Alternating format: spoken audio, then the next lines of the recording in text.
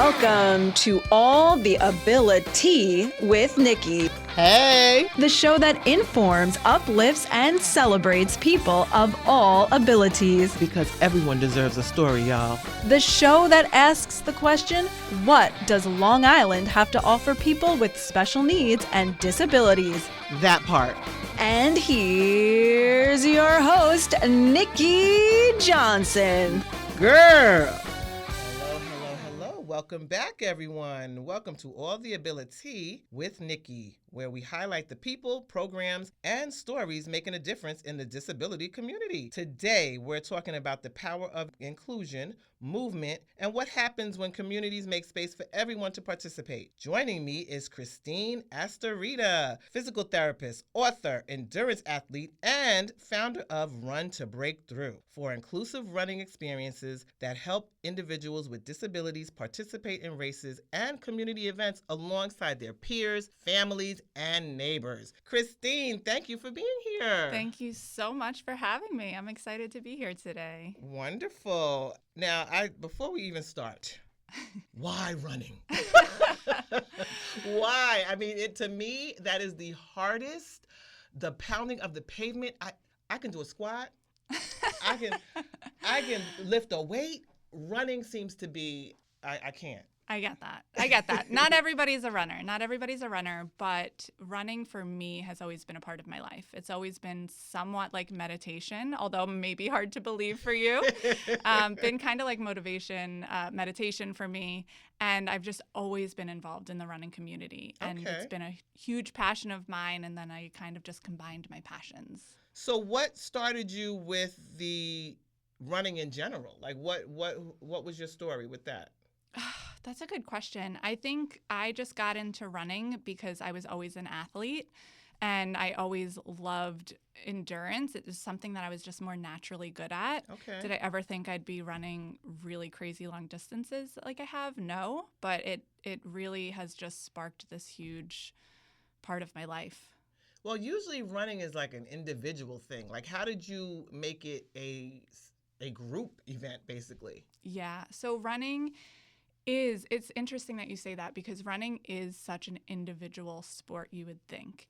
But when you get involved with a race, a run event, it is so much more than that. It is community. So you are all there for one common purpose and one common goal, and you connect with other people, and it really builds community. So now you see run clubs all over the place, especially locally. You know, there's tons of run clubs, and it's a way for people to just connect. It's more about the conversations you're having than about the miles that you're sharing. Well, I do know it's exciting because my daughter actually, she was inspired by the New York Marathon. So she's been doing her thing now. I guess you have to have 9 races or something. Mm-hmm. So she's getting all her races together. And it is an exciting, like atmosphere. Like, you're like, oh my God, you know? Yes. So for listeners who've never even seen or heard of adaptive racing, what exactly is it? Sure. So I think it's relatively unheard of across the board. Okay. I think it's an opportunity for athletes of all abilities to be able to participate in sporting events and running events. And that's really where Run to Breakthrough came from. So it's an opportunity for every athlete to get involved in something like a run event. Mm-hmm. And the way that we've structured it is really unique, and we pair adaptive athletes with the runners themselves, whether that be by foot, whether that be by adaptive pushchair and stroller, or whatever terms you want to use. Right. And they're able to take on the course and experience something they were told they were never going to get to experience, because we're pairing these runners with adaptive athletes, and they get to participate and take on the course too. So you have actual people who volunteer. So if someone is in a wheelchair, you have a volunteer that will push them through the race. Yes. So we pair 2 runners with each adaptive athlete for safety purposes, obviously. And they take on the course together. And that individual not only experiences something they never experienced, but the runners themselves. It's different. It's unlike any other event. When I say it's one of a kind, and it's almost hard to market because you're like, Right. how do you describe something like this?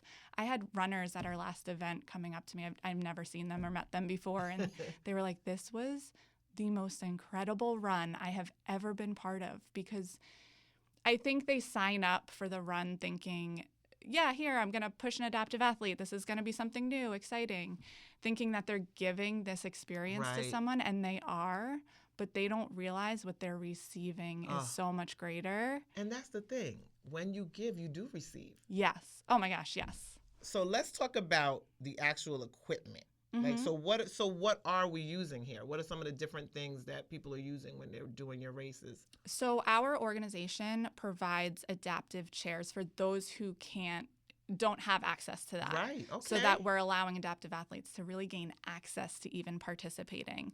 So we have 2 different kinds of adaptive push chairs, basically different size running strollers, if you will, for those who haven't ever seen an adaptive push chair before. And then we've also had people participate by adaptive trike. So they'll ride their trike along the course.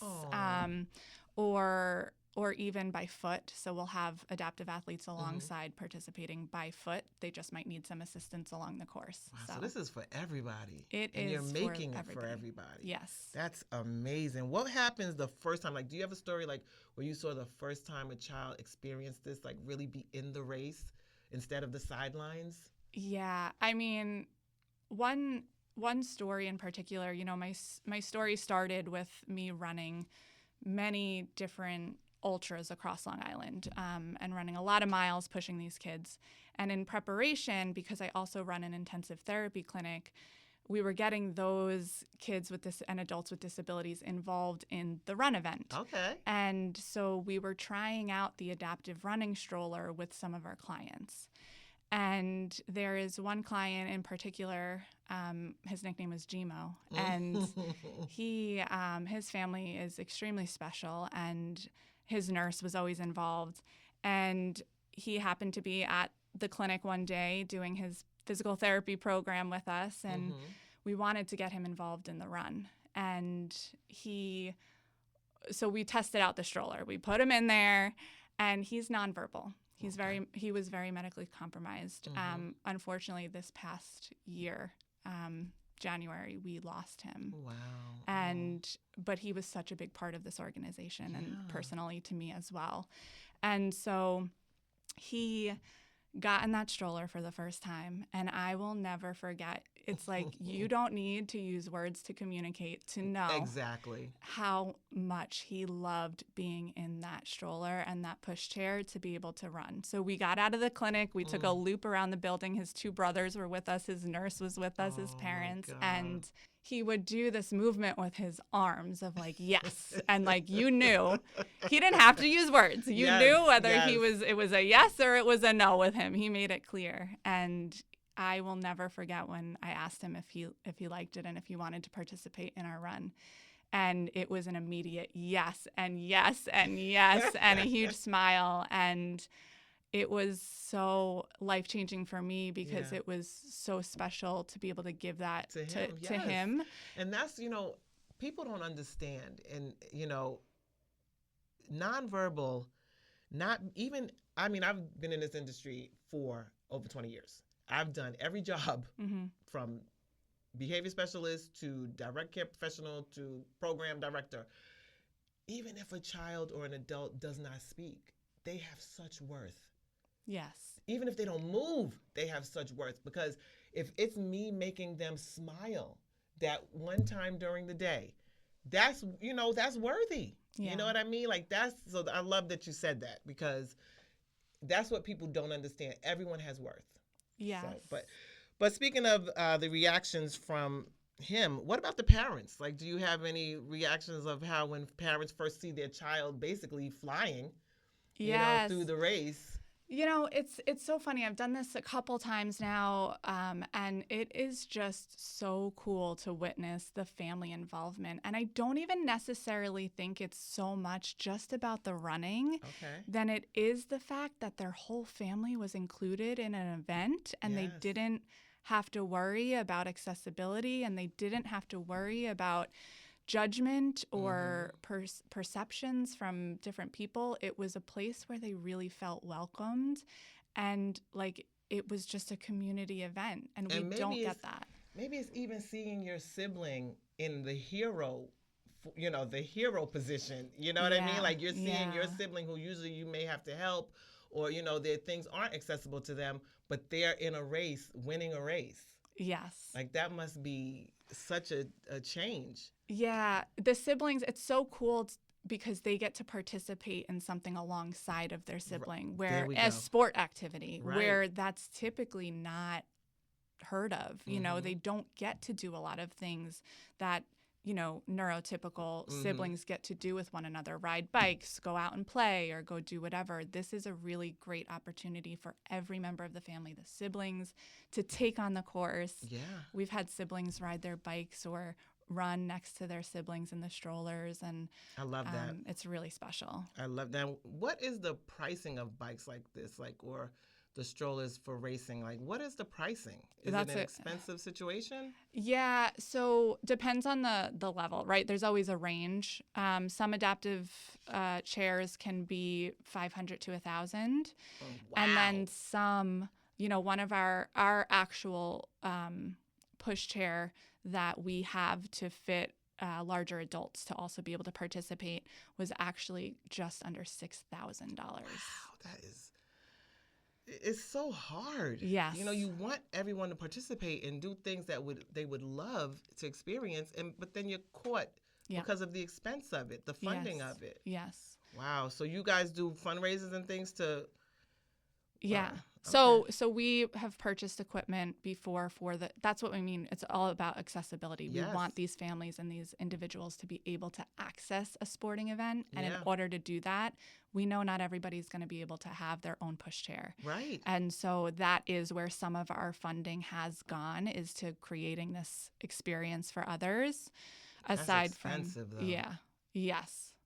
All right. Well, we got to do more. We got to get more, because I would love it where it's not even just a race. Like you just said, with the siblings and they just get outside together and do something together, racing together, running together. We got to get, I hope everybody's listening. We definitely have to get more. We got to get more funding for things like that, because that makes it a world that is accessible to everyone. Yes. So... Wow. So anyway, getting to that, accessible, people often confuse accessibility with inclusion. What do you think is the difference? Yeah, that's a really good question. I think I get why it would be confused, but I think accessibility is the precursor to inclusion. And I say that because there's not as many inclusive environments, because accessibility blocks off these families from being able to access different events and aspects of community, right? So they, just to go to the grocery store, they have to think about, well, if I need to change my adult that still needs changing a diaper or something like that, I have to think about, is there a place, or am I going to have to change them in the back of the car or something like that? Or medication, or it's not just a trip out into the environment for a lot of these families with medically fragile kids or a family affected by disability. It's so much more than that. Right.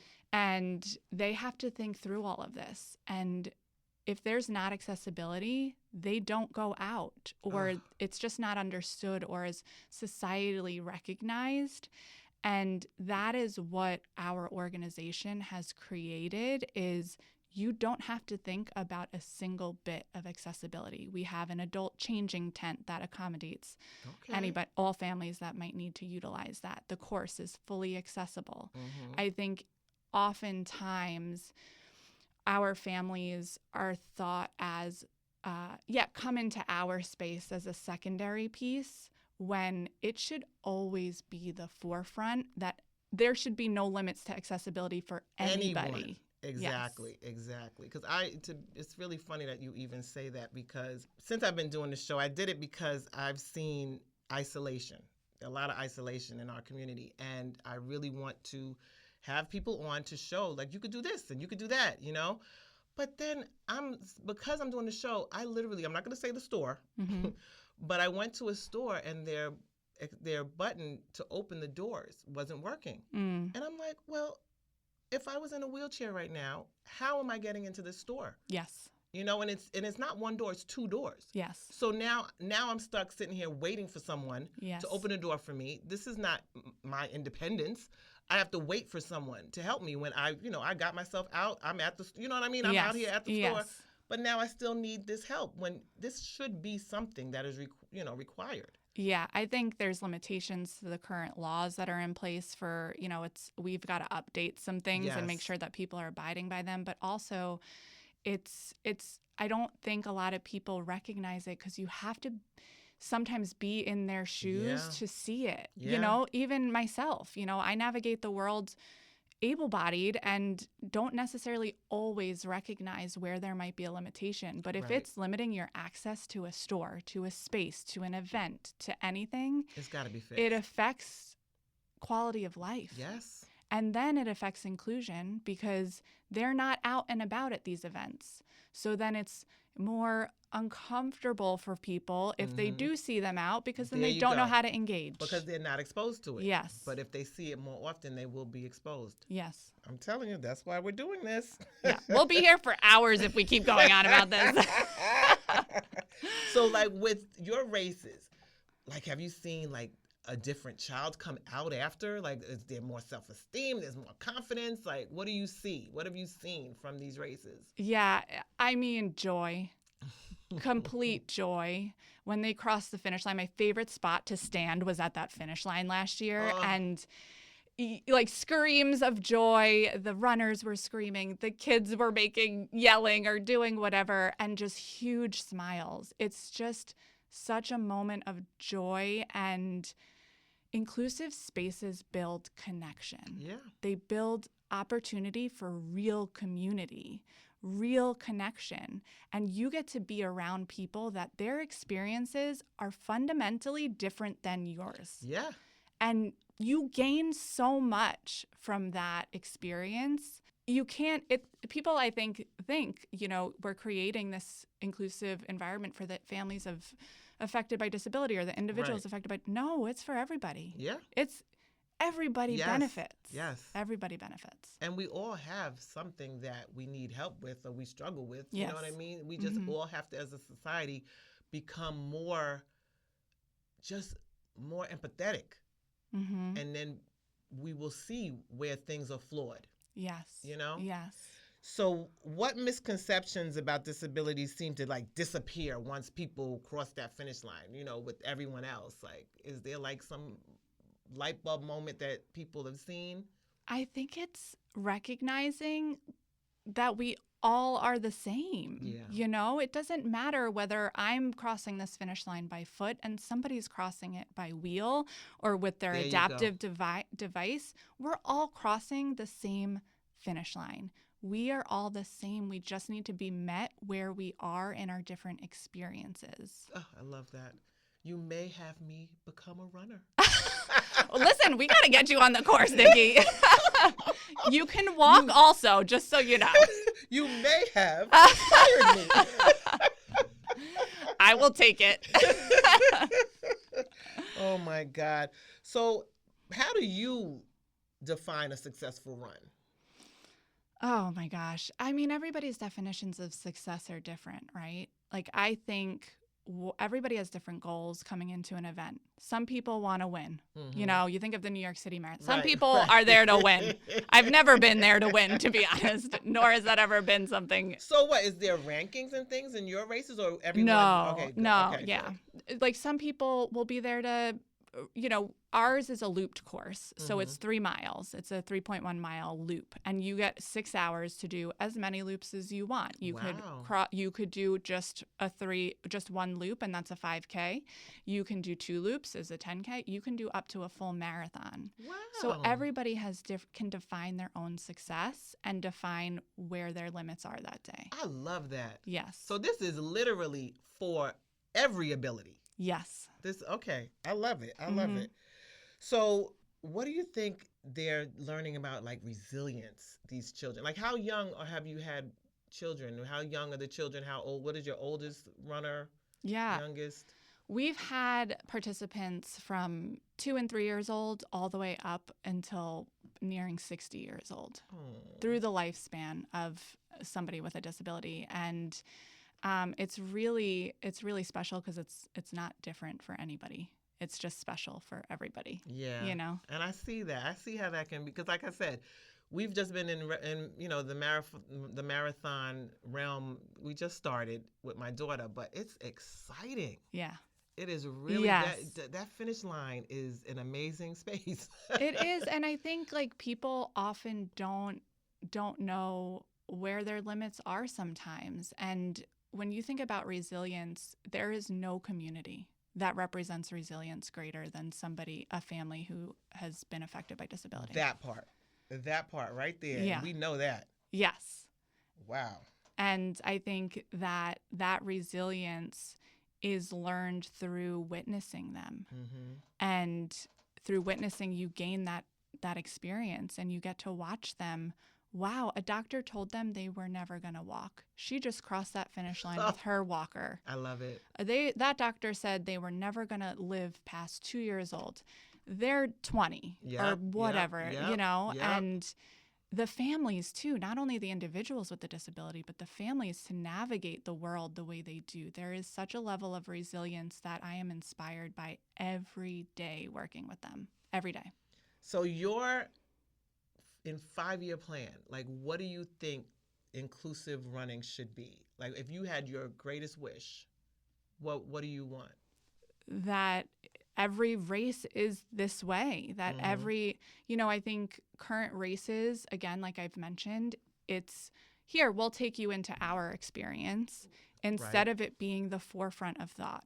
Right. I would love to see all races, all sporting events, considering athletes of all ability levels, always at the first and foremost. Accessibility at the first thought. Yep. Not a second thought. Not, we'll accept 20 bibs, 20 entries into this race of somebody with a disability that can do by their chair or by whatever they use. Right. And then the rest, 50,000 runners, are just able-bodied. No, why is it not fair representation? Right, why is there a limit? Yeah. Why is it, we'll make this accessible area? The whole thing should be accessible. You're right. No, you're I love that. Yes. You're so right. And that's what we need to work on. And that's what this show is all about. And hopefully the powers that be, or just the families, let's start working on this. Yes. So I do a thing called rapid questions. Dun, dun, You don't have a moment to think. Uh-oh. The strongest people I know are our families in this community. The smile I'll never forget belongs to. Ooh, Gmo when he first got in that stroller. Oh, I love that. Yeah. Sports would be better if everyone was included. Every child deserves everything. I'm like, everything? Everything and anything. I wish families knew. I wish families knew that they were valued and welcomed everywhere. Love it. Love it. Christine, thank you so much for sharing these incredible stories and for helping us understand that inclusion is so much more than access. It's belonging, it's participation, it's joy, it's dignity. Thank you for reminding us that every person deserves the opportunity to move, participate, build community, and experience the excitement of being part of something bigger than themselves. Where can people find you or participate? How can they get in touch with you to join this movement? Yeah, thanks for that question. We are on social media. It's called Run to Breakthrough. So you can find us on Instagram and Facebook, Run to Breakthrough. You can also go to our website, runtobreakthrough.org, where we have all of the information about upcoming events. Our upcoming event is Inclusion in Motion. It's going to be this September at Heckscher State Park in East Islip, and that is where your life will be changed. You just have to be there. You just have to show up, and I promise you'll leave a different person. All right. Well, you heard how to get in touch with her, everybody. And thank you to our listeners for joining another episode of All The Abili-Tea with Nikki.